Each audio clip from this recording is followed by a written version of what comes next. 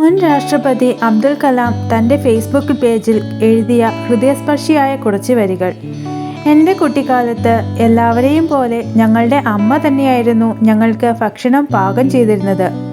വളരെ കഠിനമായ ജോലി ചെയ്തിരുന്ന ഒരു ദിവസം അത്താഴത്തിന് അമ്മ ഞങ്ങൾക്ക് വേണ്ടി റൊട്ടി ഉണ്ടാക്കി. സബ്ജിയുടെ കൂടെ അച്ഛൻ്റെയും എൻ്റെയും മുന്നിലെ പാത്രത്തിലേക്ക് വെച്ച റൊട്ടി പൂർണ്ണമായും കഴിഞ്ഞിട്ടുണ്ടായിരുന്നു.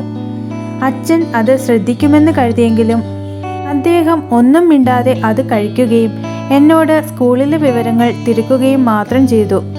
കുറച്ചു കഴിഞ്ഞ് റൊട്ടി കരിഞ്ഞു പോയതിൽ അമ്മ അച്ഛനോട് ക്ഷമ ചോദിക്കുന്നത് കേട്ടു ഞാൻ. അതിനെനിക്ക് കരിഞ്ഞ റൊട്ടി ഒരുപാട് ഇഷ്ടമാണല്ലോ എന്ന അച്ഛൻ്റെ മറുപടി ഇന്നും എനിക്ക് മറക്കാൻ കഴിയുന്നില്ല. രാത്രി വൈകിട്ട് വല്ലാത്ത സ്നേഹത്തോടെ അച്ഛനെ ചുംബിക്കാൻ വേണ്ടി ഞാൻ അച്ഛൻ്റെ അടുത്ത് ചെന്നു. ശരിക്കും അച്ഛന് കരിഞ്ഞ റൊട്ടി ഇഷ്ടമായിരുന്നോ എന്ന് ചോദിച്ചപ്പോൾ അച്ഛൻ പറഞ്ഞു, നിന്റെ അമ്മ ഇന്ന് പകൽ മുഴുവൻ ജോലി ചെയ്യുകയായിരുന്നു. അവൾ വളരെ ക്ഷീണിതയാണ്.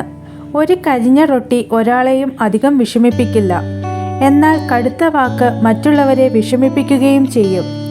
ജീവിതമെന്നത് അപൂർണരായ ആളുകളും അപൂർണമായ കാര്യങ്ങളും നിറഞ്ഞതാണ്. ഞാനും വളരെ മികച്ചു നിൽക്കുന്നവനോ എല്ലാ കാര്യങ്ങളും അറിയുന്നവനോ അല്ല. വാർഷികങ്ങളും ജന്മദിനങ്ങളും മറന്നു പോകുന്നു. ഇത്രയും കാലത്തെ ജീവിതത്തിൽ നിന്നും ഞാൻ പഠിച്ചത് എല്ലാവരെയും അവരുടെ കുറ്റങ്ങൾ അറിഞ്ഞു തന്നെ ഉൾക്കൊള്ളാനും ബന്ധങ്ങൾ ആഘോഷിക്കാനുമാണ്. നിന്നെ പരിഗണിക്കുന്നവരോട് നന്നായി മാത്രം പെരുമാറുക. പ്രിയപ്പെട്ടവരോട് എന്നും ദയാലുവായിരിക്കുക.